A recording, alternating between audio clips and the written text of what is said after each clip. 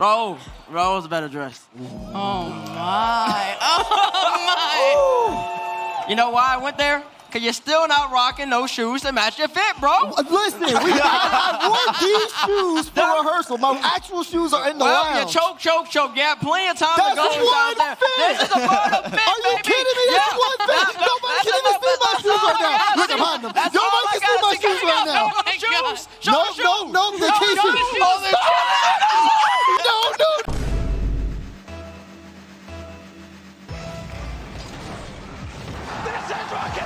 Hello ladies and gentlemen, and welcome back to yet another episode of This Week on Rocket League. It's your boy Anton in the booth. That was the most horrendous thing I've ever said. My name is Anton, and this is of course the series where we take a look at all the crazy things that have been going on in the world of Rocket League over the past week. So what's been happening this week? Rocket League is coming to golf. Huge Calf Studios are developing a car-powered version of golf called Turbo Golf Racing. The game is a racing game where you compete to complete the golf track first, and it seems that there are also power-ups, so it's a mix of Rocket League, Mario Kart, and golf with your friends. Well, it could be any golfing game, but that's just the one I happen to have. There's been a lot of Rocket League inspired games lately, and most of them we have heard nothing from since they were released. So I wonder if it's going to be one of those games again, or if it's actually going to be fun. There's no release date yet, but you can sign up for the beta if you want. I'm just wondering what they're gonna do next. There's now been football with cars, basketball with cars, a waste of time, and now golf racing with cars. Personally, I already know what I want. Water polo, but with North Carolina class battleships. Or curling, with, I don't know, Zambonis. But jokes aside, out of all the Rocket League copies we've seen, this actually looks like something I would want to play. But what do you think? As always, tell me in the comments down below. But now for the moment you've all been waiting for.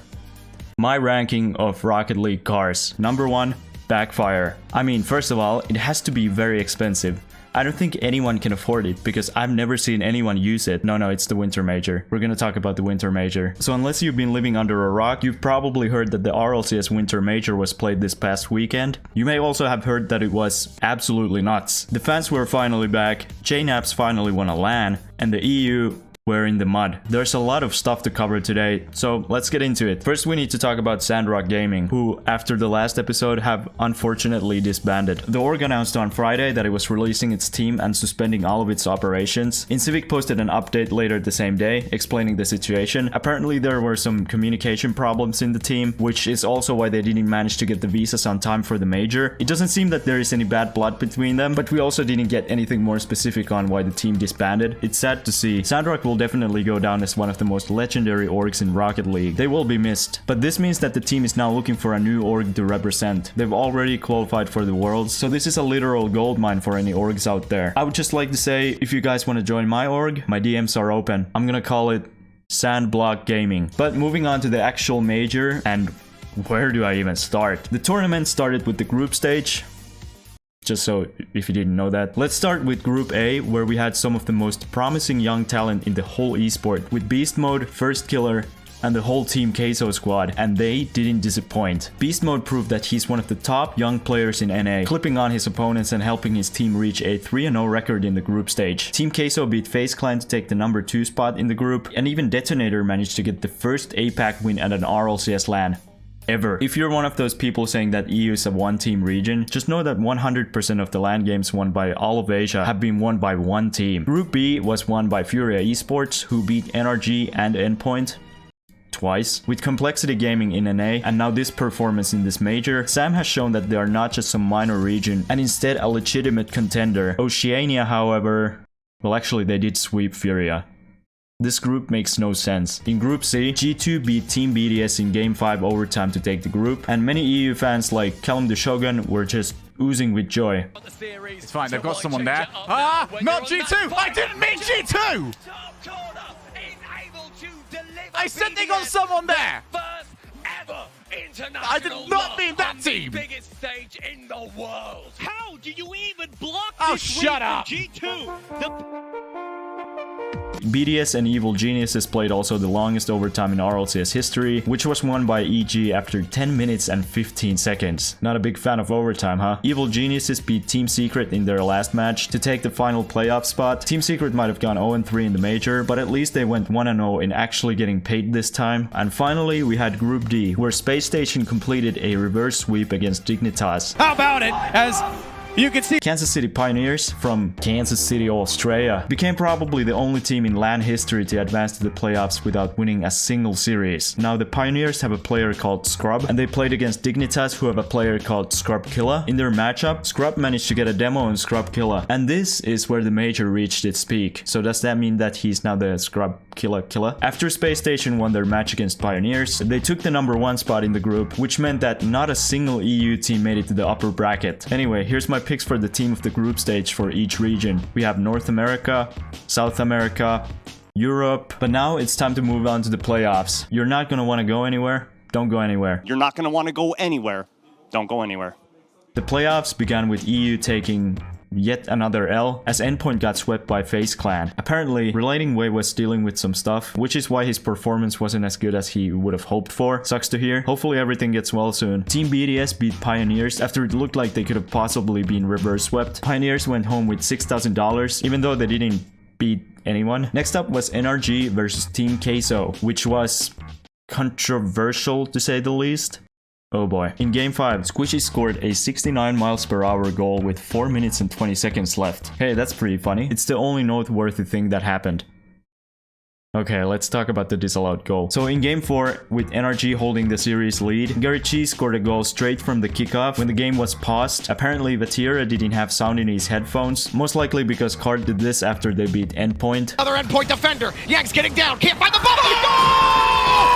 Goal! The goal was disallowed and the game was restarted with the full 5 minutes left. This caused outrage among some NRG fans on Twitter, calling the event rigged and scripted. And of course, half of those people were trolling, but some people were genuinely angry. And I know it feels bad to have a goal disallowed in a game like that, but obviously it wasn't rigged. NRG is by far the most popular team in the world. 110% of all Rocket League players are NRG fans, while half of RLCS fans probably thought that Team Queso was a Mexican restaurant before this split. All in all, I'd say this was 100% the right call to make. Team Queso called for the pause before the goal was even scored, which is why they couldn't focus on the game. I also don't believe that the decision ruined NRG's momentum. An experienced team like that doesn't lose their momentum because of something like this, but that's just my opinion. Of course, it sucks that this happened, but you can't blame either team for the headphones not working. In the end, Team Queso came out on top, beating NRG 5-1 in Champions Field, and this is what the YouTube theater looked like after the NRG fandom heard that they would not be seeing their favorite team on the stage. And in the last matchup of this round, Dignitas shut out Evil Geniuses perfectly in the first 2 games, but this time they actually sealed the deal.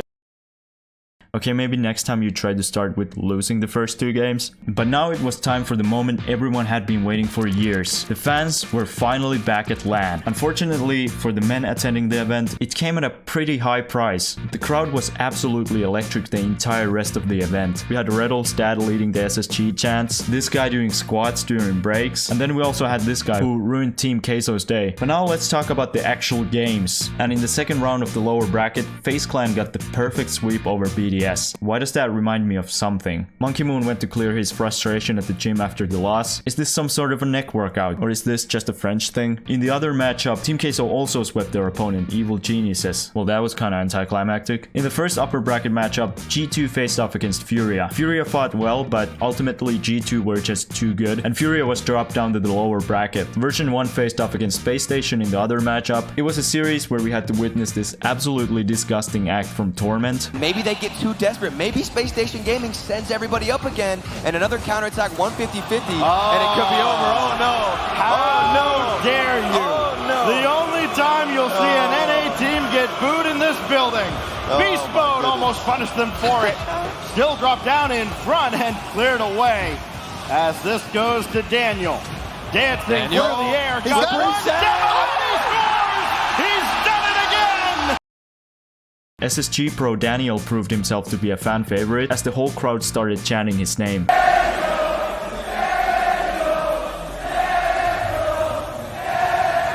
When I was 15, I was a bronze too. Well, I mean, this game came out when I was 15, but that's not the point. Version 1 were later knocked out of the tournament as they were beaten by FaZe in Game 7 overtime. Top 6 isn't bad considering it's the first major you've made as a team together. Team Queso went down 3-2 in their series against Furia when they pulled it back and won the next 2 games, winning the series. And this is something that kept happening throughout the tournament. Queso would have their backs against the wall with 2 games left, and they would just get their heads down and win. Every time. Seriously, these guys' nerves are insane. They just can't lose even if they're 2 games down on a match point. It's the opposite of Dignitas. Alright, let me just grab these low-hanging fruits here. Next up, Team Queso faced off against FaZe Clan, who they absolutely demolished. There's nothing else to say here. They just destroyed them. And in the upper bracket, G2 destroyed Spacestation, who now had to face Team Queso in the lower bracket final. Spacestation had the chance to make history, since if they won, it would have meant the first NA versus NA grand final at a LAN ever. After a really close series, Spacestation managed to go up 3-2 in the series, but Team Queso, once again with their backs against the wall, put their heads down and won Game 6. And then they went up 2-1 in Game 7 with seconds to spare when Rice got one of the greatest saves of all time. Trying to add one more. Rice demolished. He's going upfield. Another demo, He's another one. He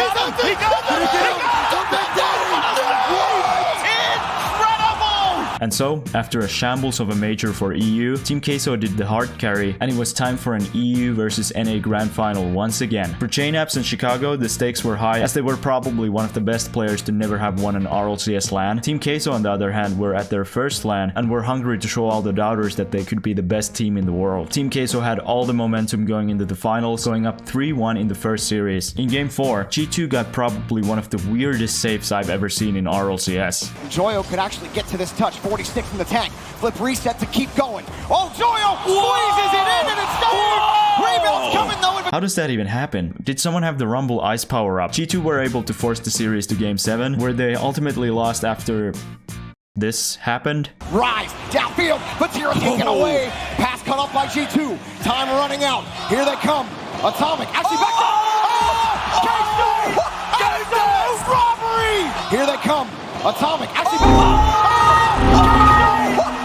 Team Queso got the bracket reset and they went to another best of 7, and it was looking all so familiar once again as Team Queso had their backs against the wall after going down 3-2 in the series. This time, however, they had run out of gas, and G2 were able to finish the job in Game 6. Congrats to them, it was well deserved. After years and years of hard work and that heartbreaking loss to Vitality in Season 7, G2, JNAPS and Chicago have finally won an RLCS LAN. Rizzo also got a piece of the glory as he gave his old teammates the medals, which he celebrated on Twitter later. Now a lot of people have been saying that this was really unfair for Team Queso to first have to play 4 hours of Rocket League with minimal rest, then have to beat G2 twice in the grand finals to win the major, and that the format is the reason Team Queso didn't win. While exhaustion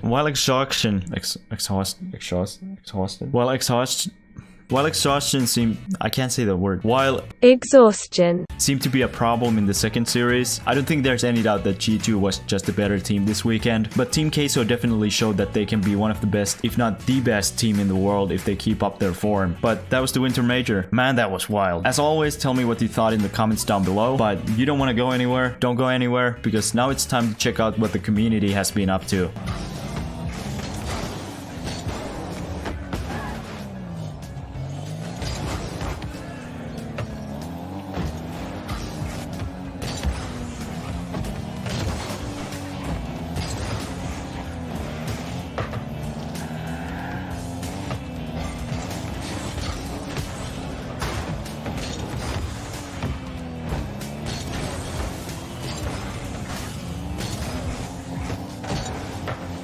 How did this give me as much anxiety as the whole Winter Major? RLCS released this new merch this week, and it's great. The only thing is that there is a slight problem with the ranks. Now you might think the rank order goes like this, but it actually goes like this. So Diamond is actually the second best rank. Unfortunately, we won't be taking a look at your clips this week.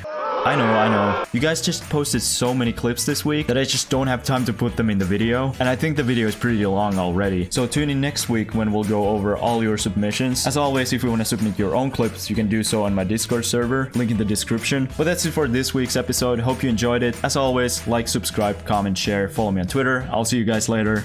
Bye.